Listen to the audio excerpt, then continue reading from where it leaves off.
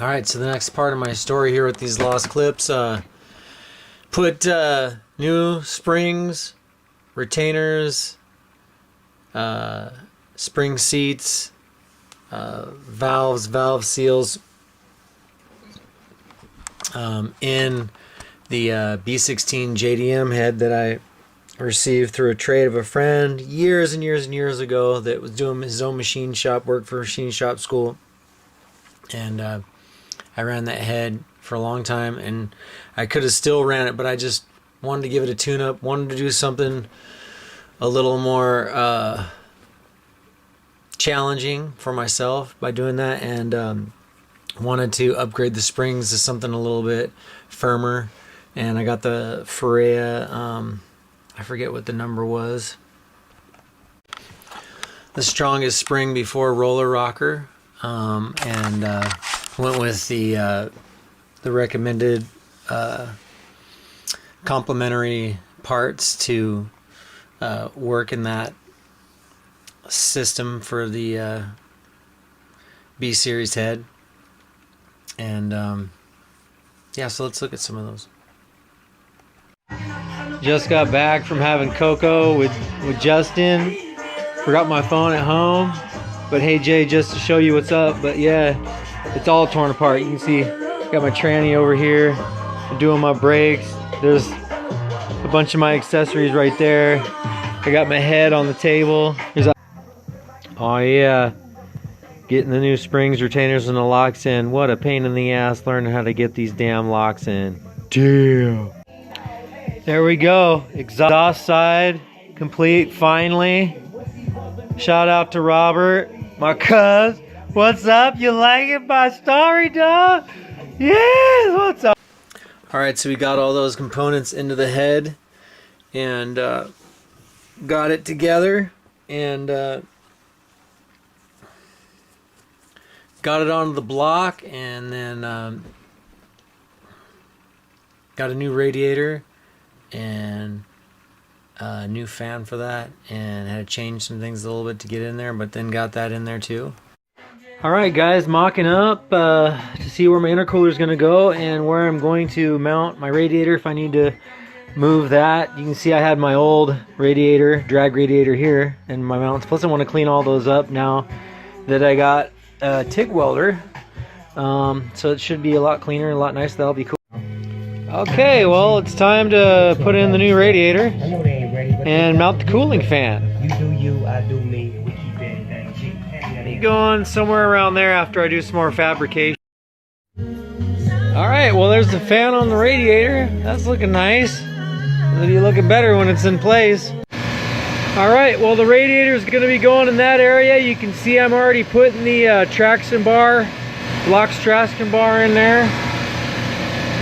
Pulled out the old tow hooks and fabrication for the old radiator that I had in there. Let's change it up. Alright, as you guys saw there, we had the exhaust manifold on and starting to get the intercooler in, and some of the other components as well. Clip to clip. Hopefully we can try and get those clips in some sort of an order for you. Let's see. Alright, we got the traction control bar in. Yep. See, there's the radiator. Had to weld in the lower brackets. Change the top a little bit, but yeah. Got a couple clamps on here. Got the silicone 2" to 2.5 from the turbo clamped to the intercooler, and I'm gonna start working on the dual waste gates. I'm gonna have to do a little bit of cutting. All right, getting the dual waste gates in. Fucking pain in the ass. These little V-bands. Fuck. All right, well, we got the dual waste gates in and the dump tubes on.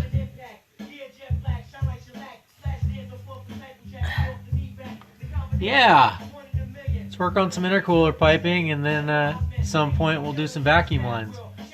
Well, I kind of got a little sidetracked getting my vacuum lines on. Had to take out an old power steering pump connector that was bolted in there and clean that up a little bit. And my boost solenoid connection bracket. Look at this piece of plastic. Time to go to aluminum. And there's the new boost solenoid bracket. You can do anything you put your mind to it. You just do it. Alright, got a line on the vacuum line. Well, I got the vacuum line pretty much from wastegate to boost solenoid all ran. I'm gonna need to zip tie all those, and I'm going to bed. I'll see y'all tomorrow. Good night. Alright, we got all our zip ties on the vacuum lines, the boost solenoid in another location. I used to have it here, and I didn't like that because then I had more lines, longer lines. I'd rather have less lines, plus I wanted them out of the way. Alright, well, there's a lot of footage that was lost. Of course, these were just messenger clips that I was throwing out there to friends and people who were interested in what I was doing, and I saved some of them. And we're talking, this is on an older phone too, before I started up the channel as well, and I'm running a different phone now, so we lost some clips. And I was thinking about maybe starting the channel, so of course I was saving some of these clips, and a lot of clips did get misplaced or lost or deleted. So let's plow through these clips and see what we got. Here we go. Okay guys, got the turbo drain line in here. Holy smokes, was that absolutely difficult with the water lines and the tightness of the manifold and just everything. Duh. Light them up, man! Yeah! Woo! Well, we're gonna prime the system here. Oh, my connection on my ground wasn't good enough. It just, oh, nothing. All right, twist that ground a little bit, give it a connection. Let's hear the pump fire up, nah? Ugh. Listen to that loud pump. Oh, it just kind of stayed on. All right, with it pumping and priming, I'm not smelling any gas outside all this steel braid AN that I threw in here, but there's my inline pump along with the pump in the tank, and them combined should give me the pump. Alright guys, I'm pretty excited. It looks like I'm going to be putting some fluids in here while the kids are out on their scooters, and possibly at some point, if they don't kill themselves, I can maybe even start this thing up. It's taking a long time to get here. Oh, what's this? Is that my summer filter? What a great air filter. To keep the birds out. Well, damn, that fuel pump is hella loud, but we're gonna try and start this pig anyway.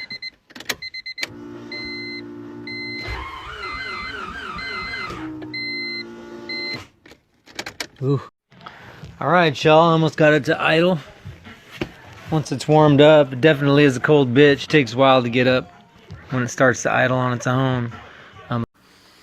Yeah, so we got the fluids all in. Everything was buttoned up there on that first build upgrade. And you can hear in this next clip that we were having some clearance issues, and I was just assumed that since we were beefing up some of the parts that we were going to have, you know, a louder engine running, and went with that until seeing that we were having some clearance issues later. But yeah, let's hear what that sounds like. Hey Eric, this thing is fucking loud, bro.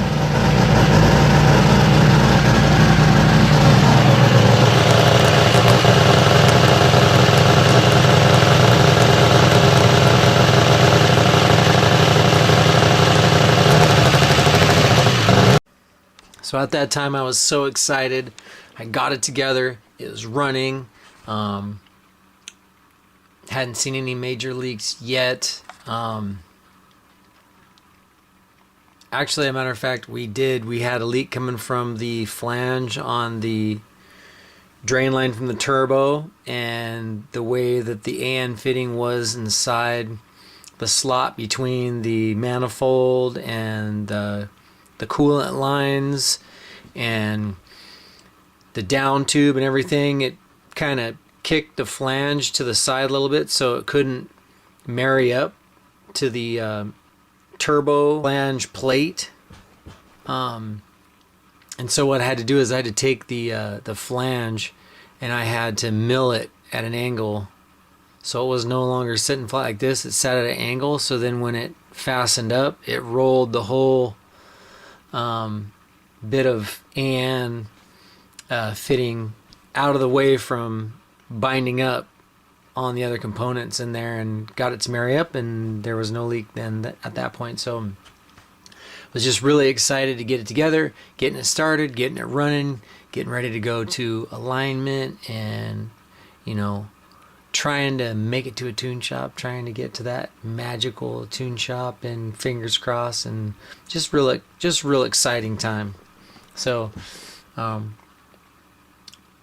we'll be getting into some other clips, and on the next, we're going to end this video here soon, right after this clip, and then you have to come back to see the catastrophic damages that this build goes to. So if you like it, do it, sub it, subscribe it, you know. See ya.